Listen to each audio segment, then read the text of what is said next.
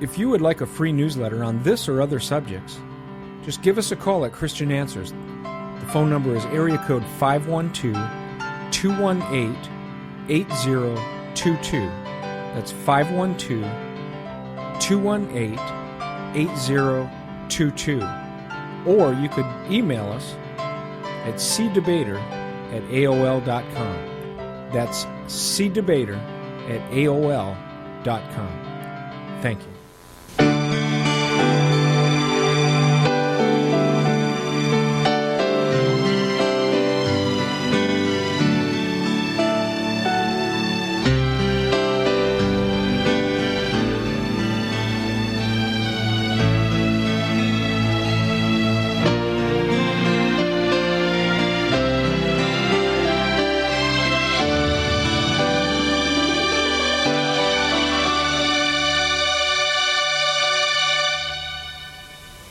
Greetings and welcome once again to our program. I'm Larry Wessels, your host, and I want to thank you for being with us today.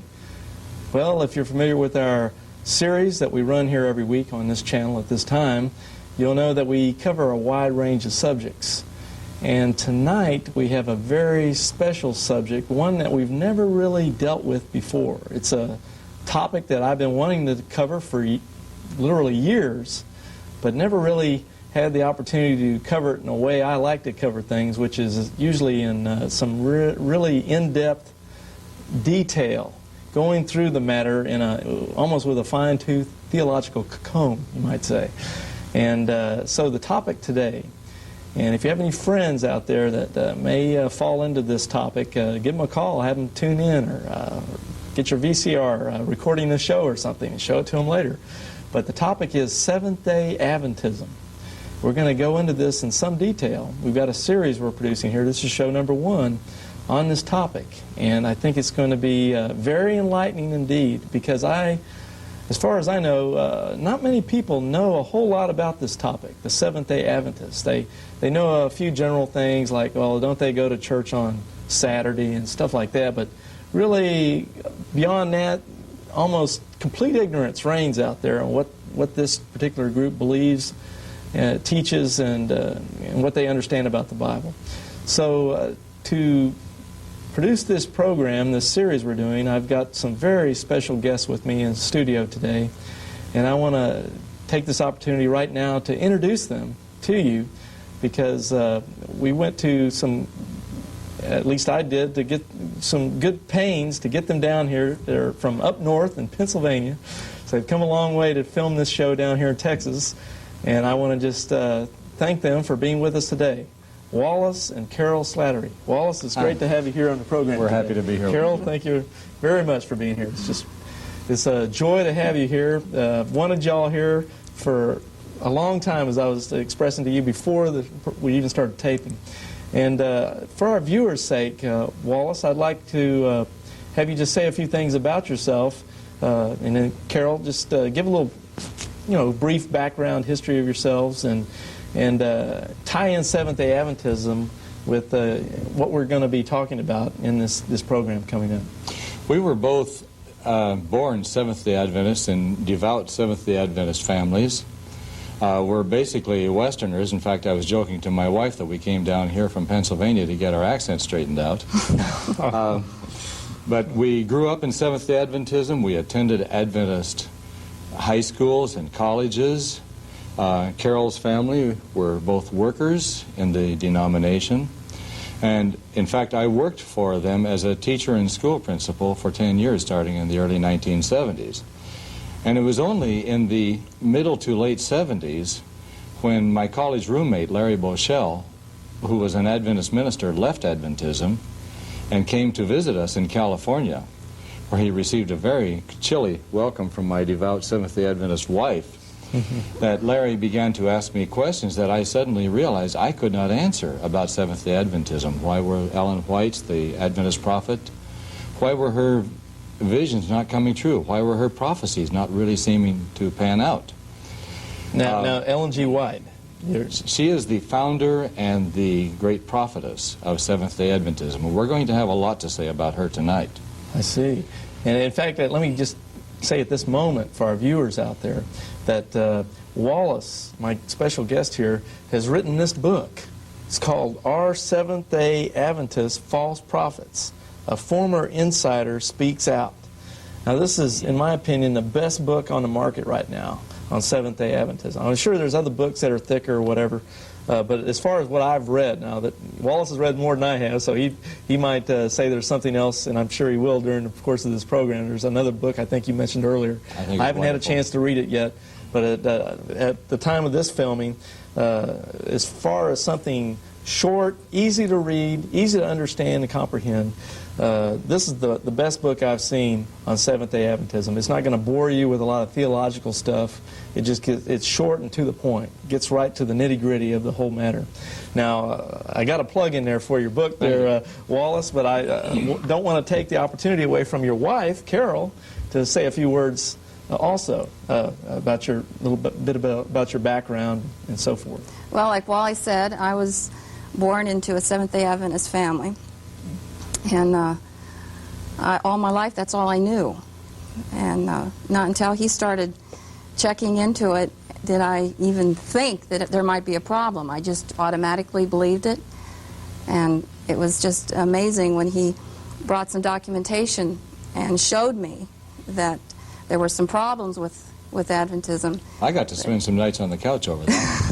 You mean you actually made Wallace sleep on the couch? Oh, yeah, sure. You mean you were kind of one of those types that are determined to, you've heard it before, I was born a Catholic, I'm going to die a Catholic. Or in this case, I was born a Seventh-day Adventist, I'm going to die a Seventh-day Adventist. And then he starts questioning some of the teachings and doctrine and so forth of this organization. It obviously got you very upset. Yeah, I thought he was rebellious. I thought I had a rebellious husband on my hand. I didn't know what I was going to do with him. And so you rebuked him to the couch. Yeah, he landed on the couch. Well, how did he get his way off the couch and back into your good graces? Well, he finally I think had enough courage to. Well, he told me one day. He said, "Come in here. I want to tell you something." He said, I have some things to tell you. He said, "I'm not so sure how you're going to take them." So I immediately thought, well, he probably is going to tell me about some affair he's having or something. Which seemed very wild at the time, but he told me, he said he had some papers he wanted to show me. And the first thing he said was he was having trouble with Ellen G. White. The prophetess of the Seventh. The one really that started it along with her husband, James White, that started the Seventh-day Adventist Church, I think, in, 1861? Well, I think it was incorporated in 1862 or 3, but it had been a movement since the late 1840s. Okay, the Millwright movement. Well, we'll get into all of that. We'll get into that. So, anyway, you weren't looking to attack Seventh-day Adventism or get out of it or anything. It was just that your husband here had some questions, he had some things he showed you, and you almost against your wills came across this material, and what was it about some of the things he showed you that started to take your mind away from such devotion to Seventh-day Adventism to start having maybe some doubts about the whole thing? He had a whole stack of papers, and he said that the papers had come from Walter Ray, the pastor from a Seventh-day Adventist church? Yes. Now, Walter Ray, I've got it right here. In fact, Wallace, why don't you say a little bit about this book and Walter Ray and then tie that into what Carol was just telling us? Well, briefly, Walter Ray was a Seventh-day Adventist minister, very, very involved with Ellen White. He believed her wholeheartedly. But as it happened, he had turned out a commentary on her works, which one Adventist family, in gratitude for the fine work he had done, gave him a book out of Ellen White's library. When he went through this book, he suddenly discovered that a lot of the material was written by this other author were things that suddenly had shown up in Ellen White. And then he began doing research, and he found tremendous amounts from all kinds of Victorian religious writers had suddenly appeared in Ellen White's writings.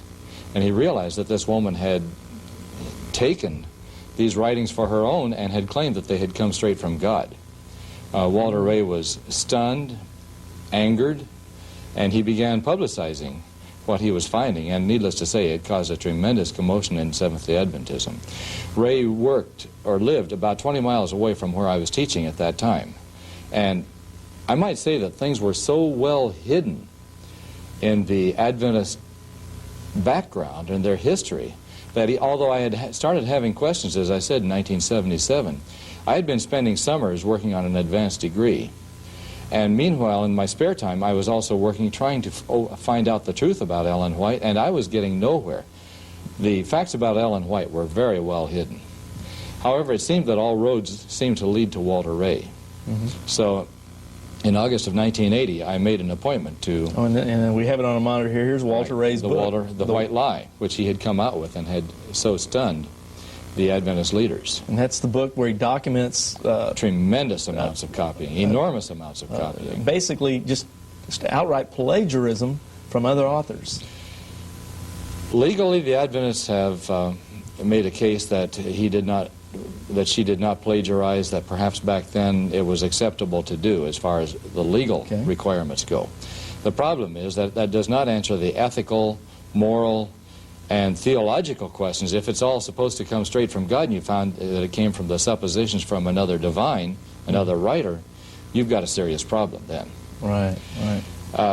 And that was the problem Walter Ray found himself having with That's correct.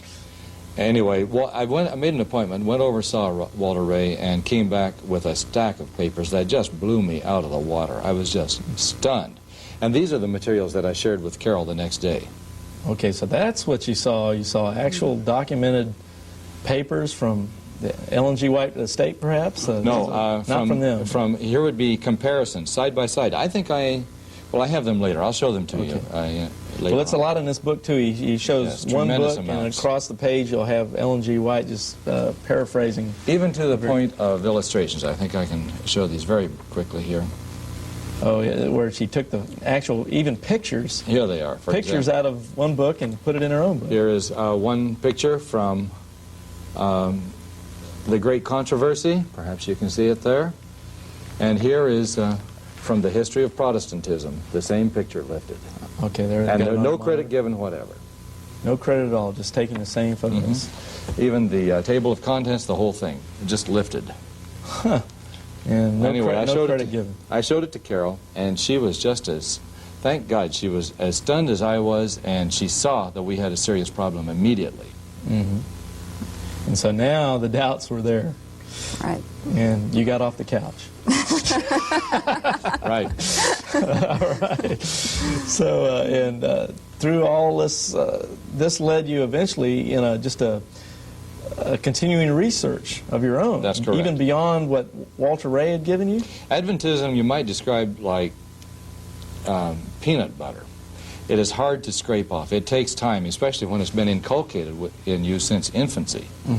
I began having questions in 1977.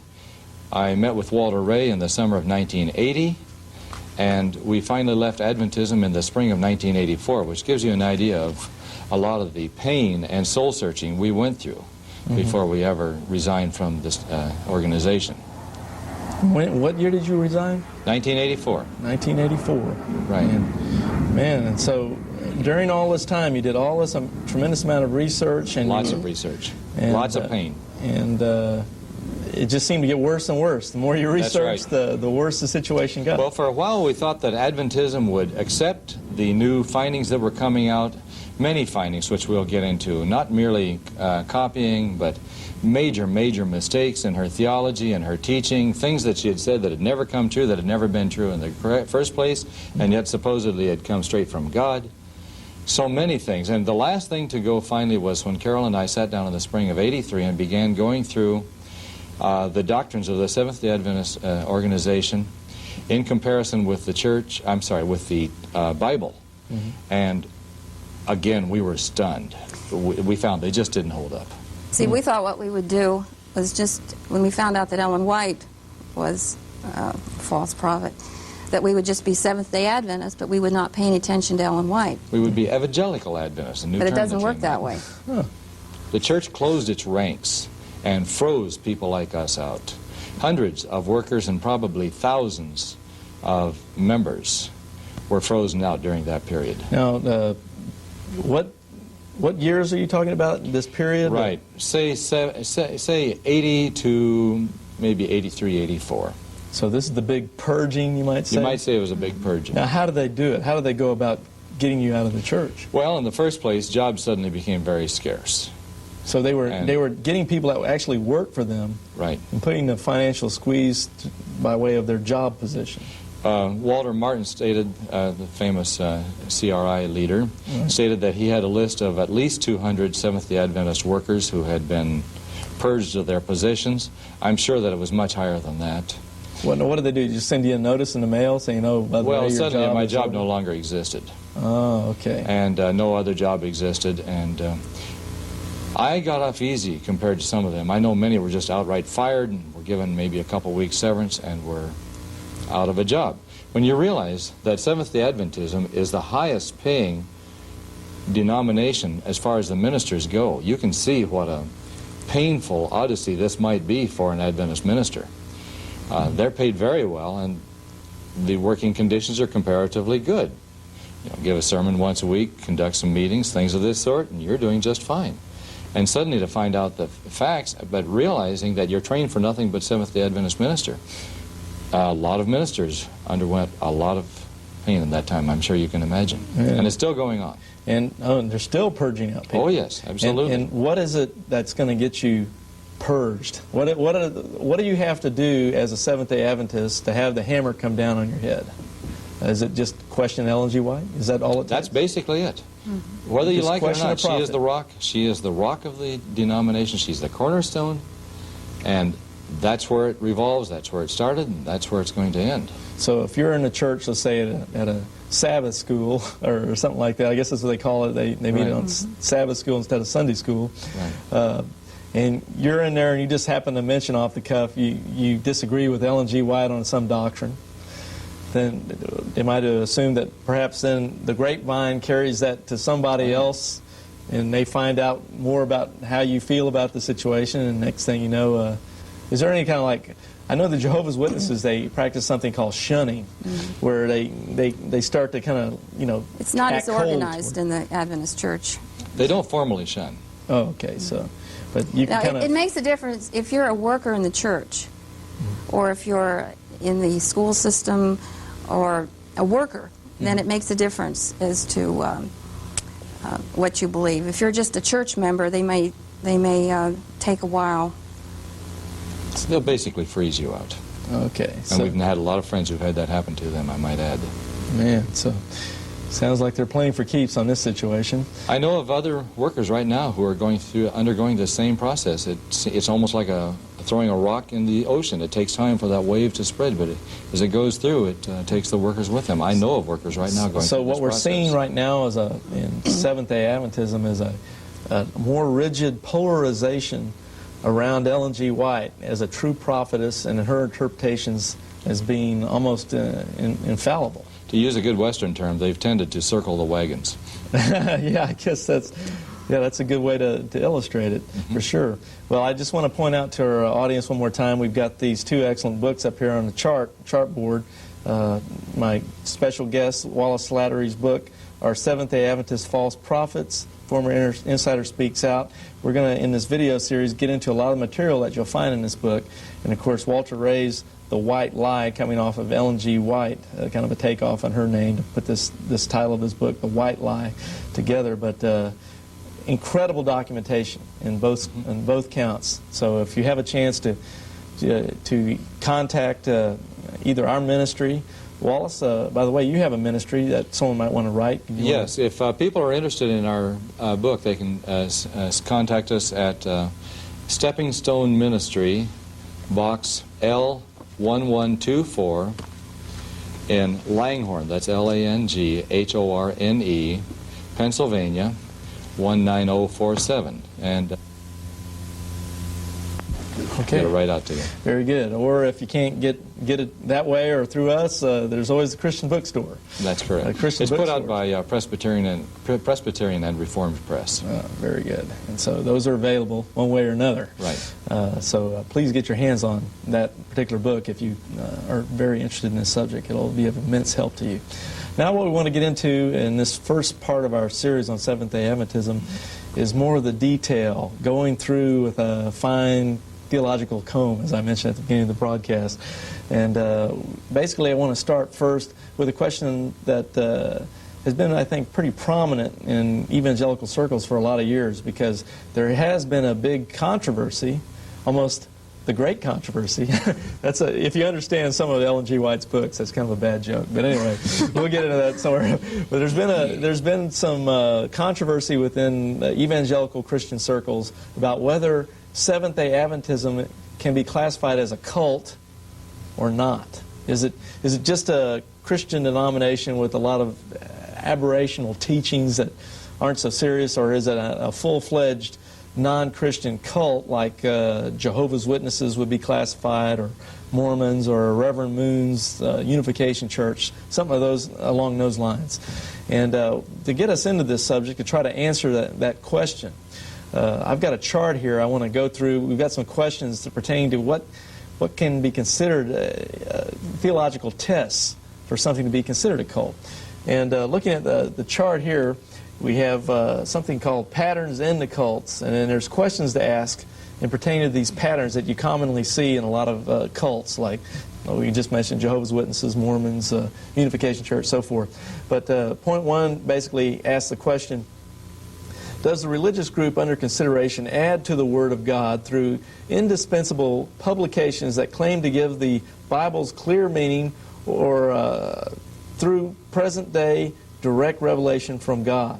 So, do they add to the Word of God through their publications that claim to give the Bible's clear meaning? They're trying to really give you the straight and narrow, that this is what the Bible really means when it says this. We have a lot to say about that one. Or do they have some kind of present-day revelation, like a prophet or something that says, well, God gave me this revelation and this is what it means? So that's one test of does it classify as a cult or not. Number two, the question asked is, does the examined group subtract from the person or finished work of the Lord Jesus Christ? And so keep that in mind. Number three, does the sect under consideration multiply the requirements for salvation by making works a necessary condition for redemption or salvation, so you can go to heaven, basically? Do they add a lot of requirements that you normally don't see straight, right up in the Bible, but they add a bunch of other stuff? And number four here, does the religious group in question divide the loyalty of its members between God and itself and its leaders? Is devotion to the group a test of faith or its leaders? Is the organization a vehicle for salvation? In other words, do you have to be in this group to make it to heaven? Do you have to follow their leaders to have the true interpretation to make it to heaven? And so forth. Do you need this organization as the true vehicle to get to heaven? And those are some good questions to keep in mind as we start to analyze the very question I started out with: does Seventh-day Adventism qualify as a full-fledged cult? And we're going to apply a lot of these questions to the Seventh-day Adventists and see if they fit the bill on some of these things. And I would like to say, just for some of you who don't really understand, we all know the word cult is kind of a vague term. It just comes from the Latin word cultus, which simply means group. And so it is a vague term, and what you have to do is feed some theological meaning into that word to give it, some more connotation that it has generally. And for our purposes, I'd like to say basically that a cult, in simplest terms, is like organized heresy. It's a group, as the word cultus means in Latin. It's a group of people usually polarized around somebody's interpretation of the Scripture. But by polarizing around someone's interpretation of the Scripture, this group gets around either a person's interpretation or some organization's interpretation.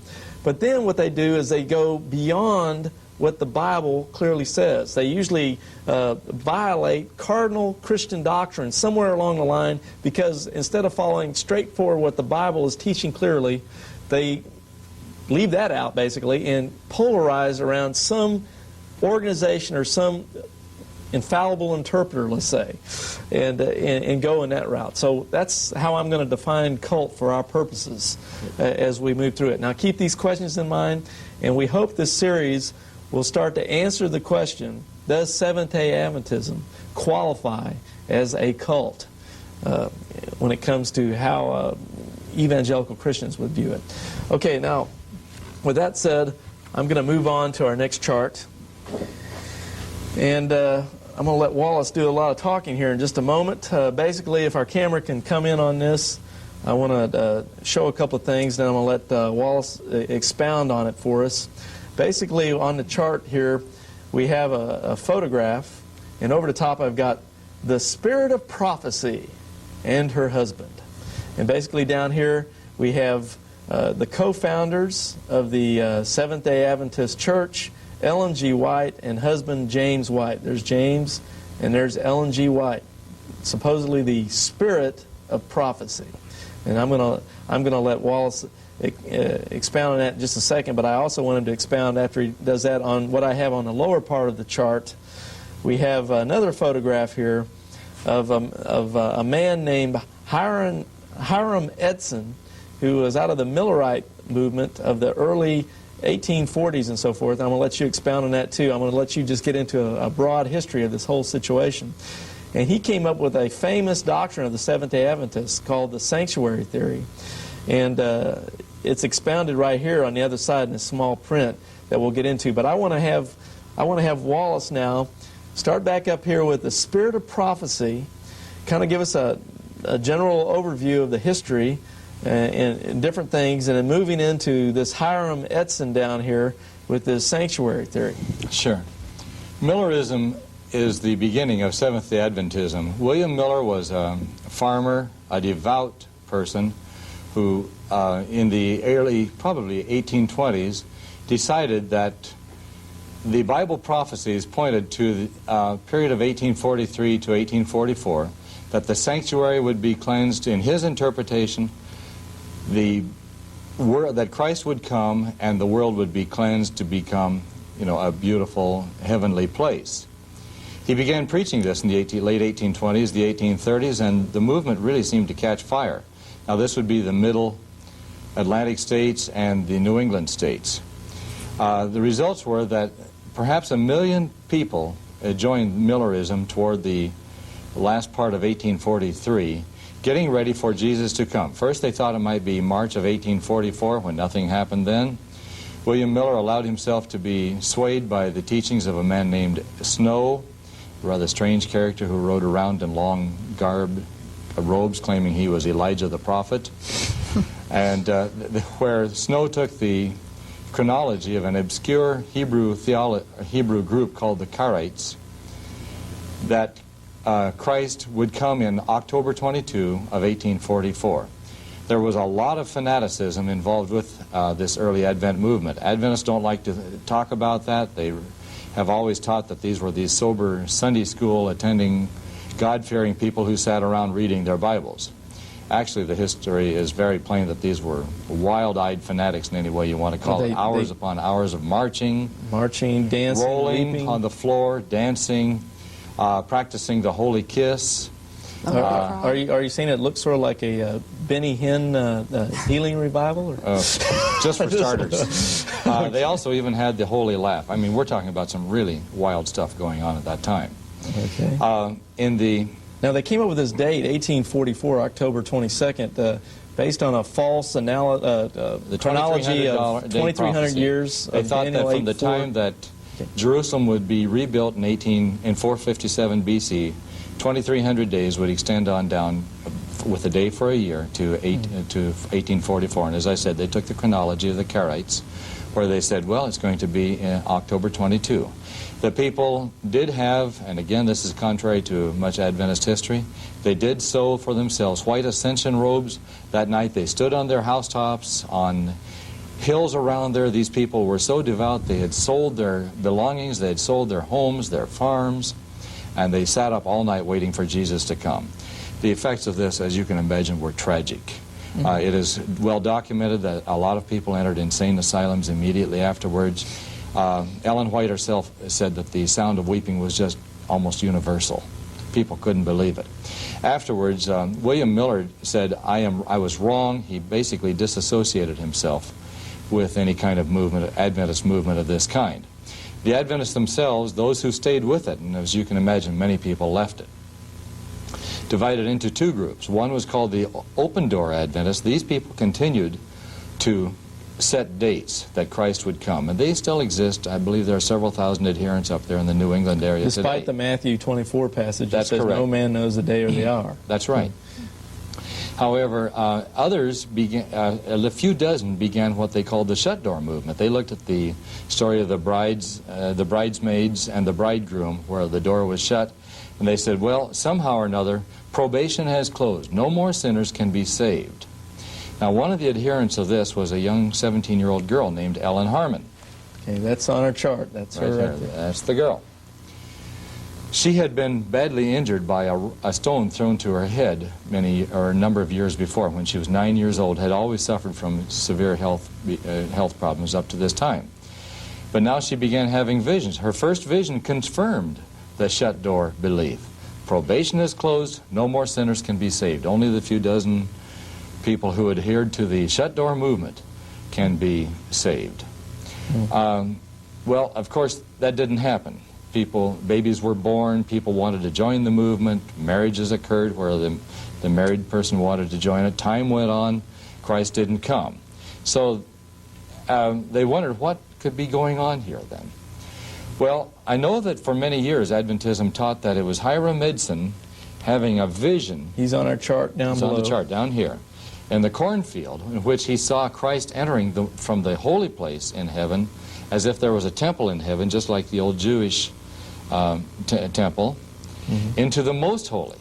However, today we know that actually, or contemporary scholarship knows, that it was actually begun by a man named O.R.L.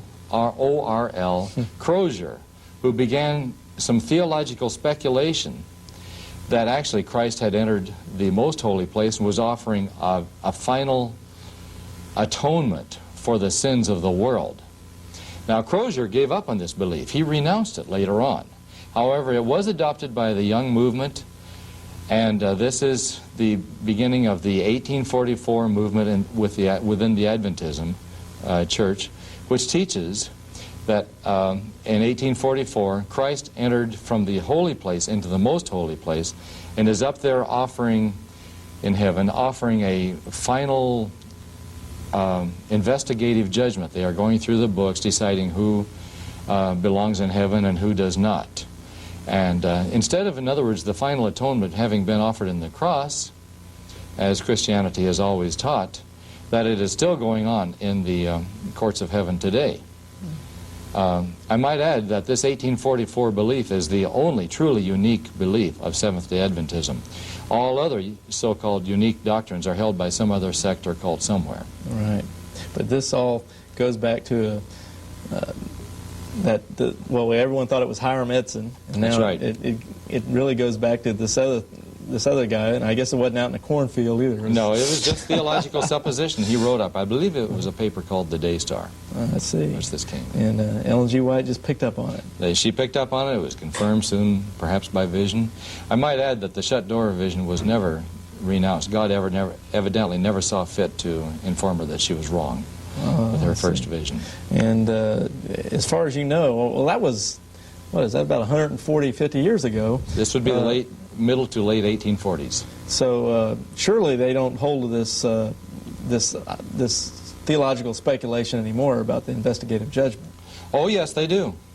The shut door has been allowed to lapse. In fact, for over 100 years, Adventism denied that it had ever taken place, or that Ellen White, I should say, had confirmed this with vision. Well, it was only in the 1970s they found a letter of hers, as well as other writings of the period, which showed that she had confirmed it with vision. But yes, they teach that today. How do they deal with that? If she's confirmed if she's confirmed with the vision, the shut door, that no one can get saved after, what, 1844 or whatever it Right. was. No one's saved. I mean, anyone born after that, you're lost and going to hell. And they say she's a prophet. How do they deal with that? Do they just try to sweep it under the rug or something? Well, let's put it like this. I would say that 99% of Seventh-day Adventists had no idea this had ever occurred. Believe me, they don't want it out. The typical reaction of a Seventh-day Adventist to finding this out is that of being stunned. Oh, really? Yes. The White Estate, which is the guardian of the Ellen White books, has equivocated, you might say, played all kinds of word games with it, etc. I have a pamphlet which I quote in my book from 1980, in which they said that Ellen White misinterpreted the vision, that she would you like me to read the passage? If you've got it, go ahead. Yes, I do. That's what we're here for. Get into... This is from the book 101 Questions on Ellen White and the Sanctuary. And here it is from the pamphlet. Ellen misinterpreted this vision. She correctly understood that the day of salvation for the latter two groups, those who had either rejected or eventually left the Millerites, was past. For them, the door was shut. But she incorrectly concluded that no one could accept Christ after October 22, that only the little flock remaining in the household of faith would be saved, and that everyone else would be lost.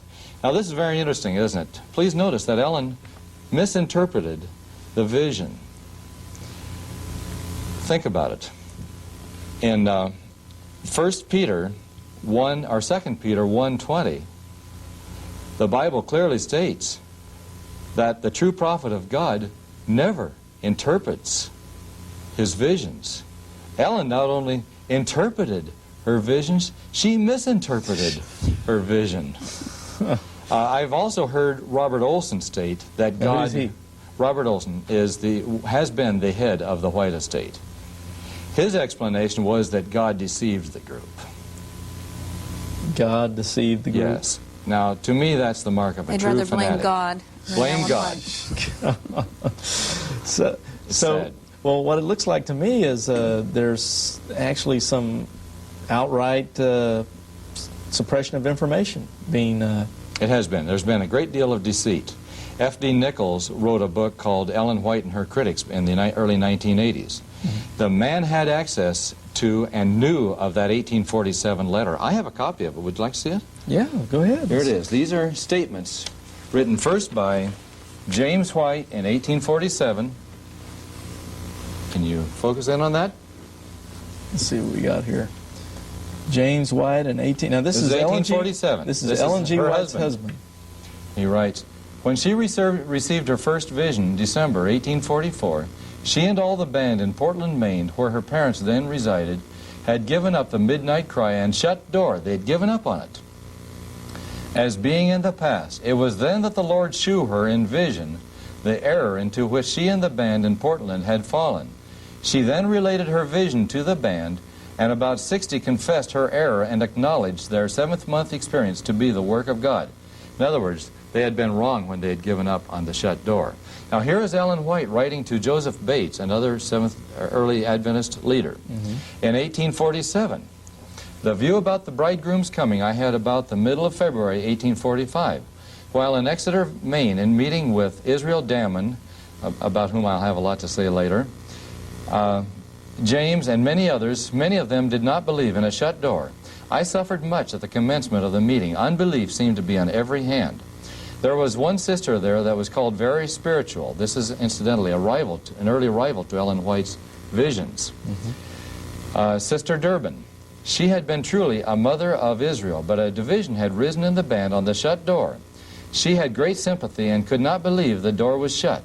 I had known nothing of their difference. Sister Durbin got up to talk. I felt very sad. Going on the next page. Next page, next page. At length my soul seemed to be in agony, and while she was talking, I fell from my chair to the floor. This was Ellen's first vision. It was then I had a view of Jesus rising from his mediatorial throne and going to the holiest as bridegroom to receive his kingdom. They were all deeply interested in the view. They all said it was entirely new to them. The Lord worked in mighty power setting the truth home to their hearts. Sister Durbin knew what the power of the Lord was, for she had felt it many times, and in a short time after I fell, she was struck down and fell to the floor, crying to God to have mercy on her. When I came out of the vision, my ears were saluted with Sister Durbin singing and shouting with a loud voice. Most of them received the vision and were settled upon the shut door. Notice, her vision confirms the shut door. Now, in 1884, this is what she says. And please notice that. The statements say that her vision corrected her error and made her give up disbelieving the shut door doctrine. But look what she says in 1884. For a time after the disappointment in 1844, I did hold in common with the Advent body that the door of mercy was then forever closed to the world. This position was taken before my first vision was given me. It was the light given me of God that corrected our error and enabled us to see the true position. She's saying just the opposite. Man, that's pretty heavy-duty stuff. And there. people want to believe she never made a mistake, position? never changed a position or anything else. So basically, the shut door is something that mainly the hierarchy of the Seventh-day Adventist Church know about, but the little guys, they are not given access to this information. Interestingly, and I happen to know this from first-hand knowledge, nearly all of the leaders of the Adventist movement up until a few years ago had no idea of this. But there were always a few people on the inside who knew about this. F.D. Nichols, I mentioned a few minutes ago, knew about this. He knew about this letter. Arthur White, Ellen White's great-grandson, just grandson, not great-grandson, knew about this letter and was very careful to keep this thing hidden. It was people who were unsympathetic to this position who managed to sneak this out and get it out into the open. Incidentally, I have a copy of the original autograph of her letter. Man. It says the same thing. So it's there, it's available, and they've got that locked up in the vault. I guess They did. Yeah. Now that's an interesting thing. If it just makes sense to me that if a person's a prophet of God, and what they write are oracles of God, revelations from God, why lock up a lot of things in a vault somewhere where people can't see it? Why not put it out on display, maybe in a museum, and have it all where people can come by the thousands every day and look at everything and see all these oracle manuscripts from God? Why lock it up where and suppress things and not let people see what supposedly was given by God? The White Estate has been very, very secretive up until the last few years. In fact, as of, I believe it was 1982 or 83, they admitted that approximately 1/3 of the writings of Ellen White were still not available for the public to see. 1/3. Approximately 1/3. Now, I believe since then there has been a great deal more openness because, let's face it, after the cow's out, there's not much sense in keeping the barn door closed. But I'm still not positive that everything has been released. Man, that's an amazing thing, and I'm sure what you've just said here has been already kind of a blockbuster for a lot of Seventh-day Adventists that may have never known this information was here. And of course, now, how is a standard Seventh-day Adventist little guy going to get this kind of information? I mean, we know he's not going to trust us right now if he's watching this show. He's going to think, well, these guys are out to get us, And but now, what if he were in there in the Seventh-day Adventist Church and he wants to go do some research on his own to try to find out what you just said and what you were showing is really true or not? How's he going to do it? Perhaps the simplest way, of course, is to get a copy of my book where I have a lot of the writing in there. Okay. But what if he doesn't trust your book and he wants to try to get the primary documentation some other way? He can contact the White Estate directly and ask for a copy of their manuscript of all the documents on the shut door. They do put it out. Oh, they do. Okay, so he can fairly recently again. He can get his hands on it. Yes, he can. Through his own organization without depending on us. So, right. So these things can be verified beyond what we're saying here. He can also contact them for a copy of the 101 questions that I mentioned. I believe the quote I gave is from page 49. Okay.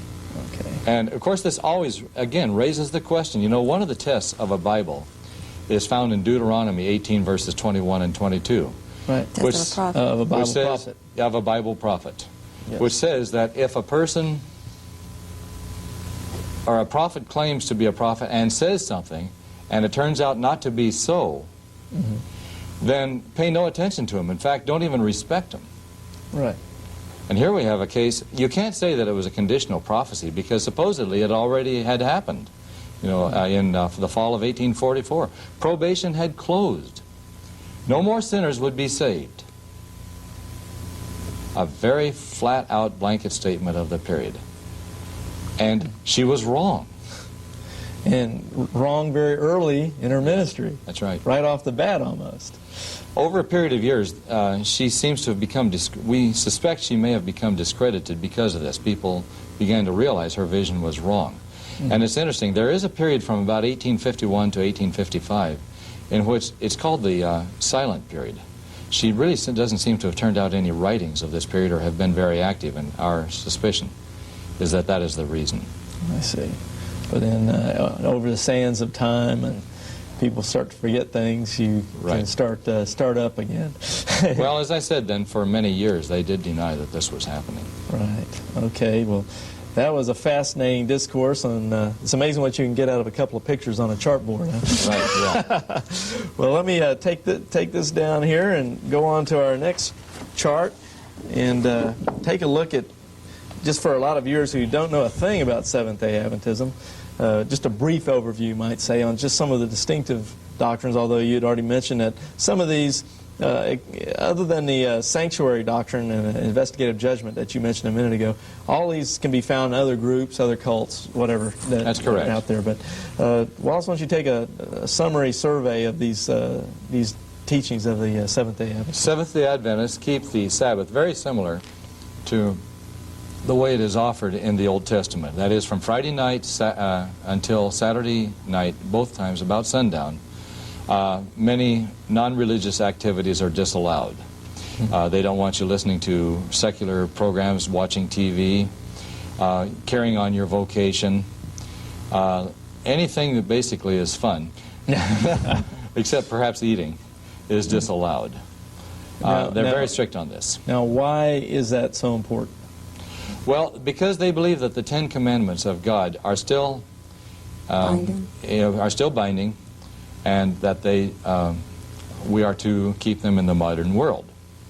And of course that includes the fourth commandment, which states that remember the Sabbath day to keep it holy, etc. The seventh day.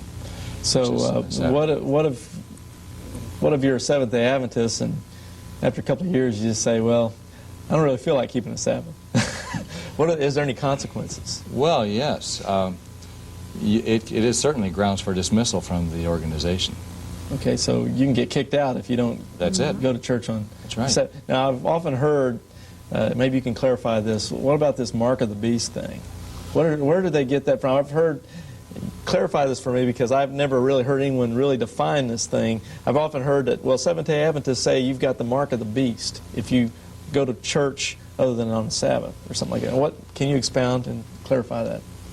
Well, in the Revelation, it mentions the mark of the beast. And to Seventh-day Adventists, the mark of the beast, which they used to be very heavy on, and they still are if you really get into their theology, is keeping Sunday instead of Sabbath for the Sabbath.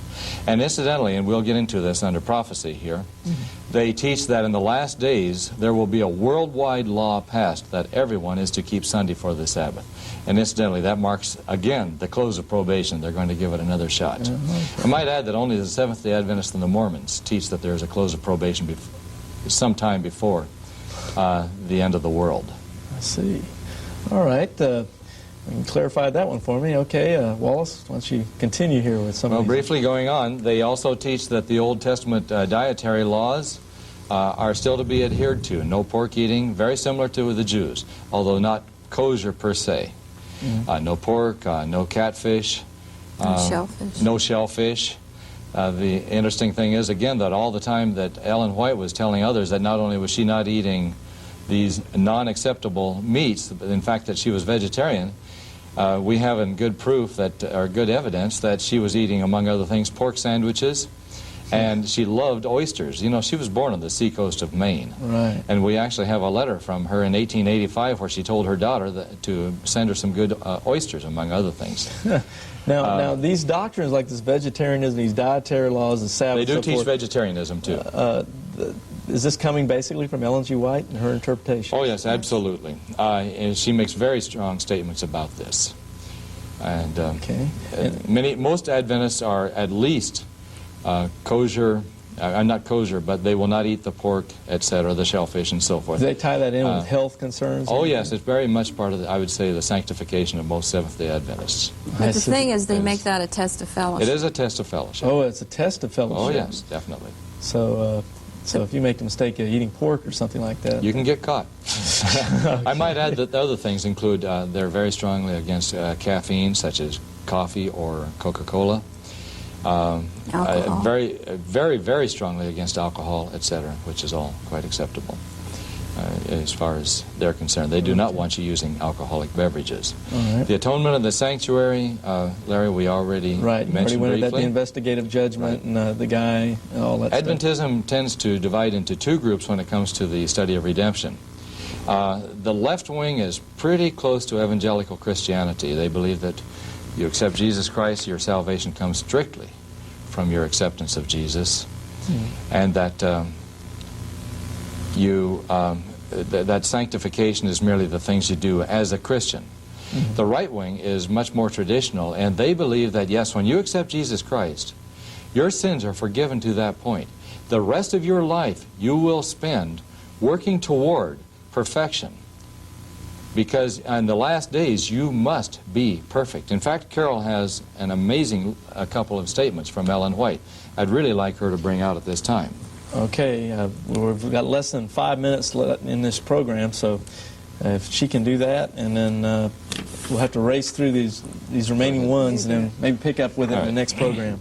These are two statements from Ellen White which will just probably even blow the minds of most Seventh-day Adventists, although Carol and I were both taught this as youth, that this is the way it's going to be. Here's one. These are both from Ellen White. Those who are living upon the earth when the intercession of Christ shall cease in the sanctuary above are to stand in the sight of the holy God without a mediator. You are to stand there without the intercession of Christ. No mediator. No washing of our blood What by is that Christ. passage in Titus? I think it says there's one mediator between God and man, the man Christ Jesus. Yeah. But they forget that verse. They do. This is Ellen White. Through the grace of God and their own diligent effort, they must be conquerors in the battle with evil. That's Great Controversy, page 425. And here's the other statement. In that fearful time, the righteous must live in the sight of a holy God without an intercessor. Great Controversy, page 614. No intercessor. That's right. This takes Christ out of the picture completely. That's a mind blower. I mean, I believe I might have the statement with me. If I don't, I don't. I'll show it to you in our next program. okay, so Ellen G. White actually, I mean, at this point, what you were just talking about, she gets it down to where she takes the Savior, Jesus, out of the way so that you yourself kind of become your own Savior. That's correct. And, by doing your own diligent efforts and doing your works. You have to be perfect in that time. Almost like sinless You have perfectionist. to be perfect. Does anyone teach that in the The Adventists do. Yes, they do. Sinless In perfectionism. fact, in California, the Ontario Church at that time was under the administration of a very perfectionistic pastor. He called in a right-wing Adventist organization called A Better Way. And twice in a meeting, a church board meeting, I heard the leader of the Better Way state that he had not sinned for 2 years. The purpose of the entire program, A Better Way, was to teach people to live perfect lives. Perfect lives. And you can imagine the paranoia and depression and other problems. Well, you know, when I hear a man say he hadn't sinned in 2 years, I know the best way to get to the heart of the matter is if the man is married, go ask his wife if he hasn't sinned in 2 years. So that's the fastest way to find out if he's telling the truth or not. Well, he was bragging about the fact, so wouldn't that be conceit? Isn't conceit a sin? Oh, well, I've always said, I think it's scriptural here, that when a man thinks he can pull himself up by his own bootstraps for salvation, it leads to incredible conceit and pride and arrogance in that you think, oh, I'm doing these good works and I'm not sinning and I'm going to get the job done and look how good I've been this week. It just, it destroys any humility you have. And you can't be anything when you look at the Scripture and how it shows us for what we really are, that we're just lost sinners and there's no merit in ourselves that are going to make us righteous before a holy God. It brings you down to the lowest, almost like to the worm level, you know, and you just realize you need a Savior. There's nothing you yourself can do by yourself. Oh, by the way, before you go on, Wallace, I'm getting the signal from our crew here that we're virtually out of time. We just got a few seconds left, and we'll just pick up where we left off in the next show. So I want our viewers out there to stay tuned in this series. This is only part one of several shows we're going to do on this subject. But Wallace, would just take about 20 seconds and just give us a summary statement as we sign off. Seventh-day Adventism has been teaching its teachings for the last 140 years. It has not been challenged by evangelical Christianity until the last few years. And I would say to the Adventist believer, listen to us, do your own checking. You have a lot that was very exciting and is so much a better life than you can have possibly under Seventh-day Adventism. Okay, very well said. Please join us again next week at the same time as we continue in this very fascinating topic of Seventh-day Adventism. God bless. Thank you for joining us.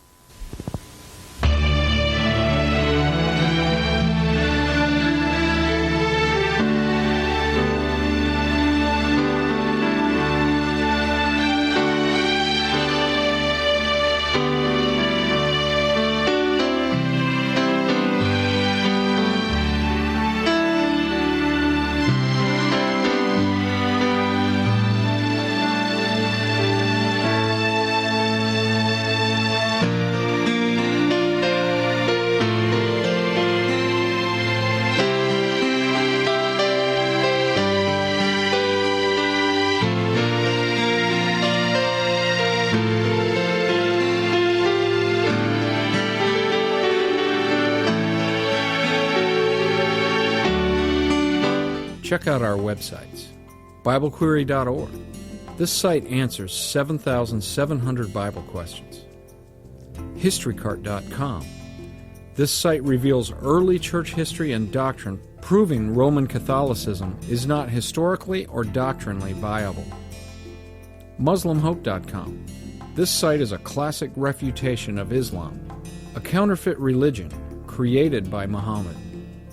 Free newsletters are also available.